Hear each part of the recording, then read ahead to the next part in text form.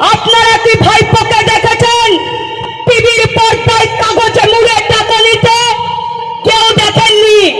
তাকে দেখা গেছে টিভির পর্দায় কাগজে মুড়ে টাকা নিতে? ওই গদ্দার মেজো খোকা। তাহলে চোর যদি হয় শুভেন্দু অধিকারী চোর, বিজেপি দলটা চোর, আমার তৃণমূল কংগ্রেসের নেতা কর্মী চোর না।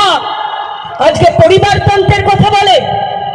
তৃণমূল কংগ্রেস নাকি পরিবারতান্ত্রিক দল। ভুলে গেছে অমিত শাহ তার ছেলে জয় শাহ কোন পরীক্ষায় পাশ করে বিসিসিআই চেয়ারম্যান হয়েছে। জবাব চায়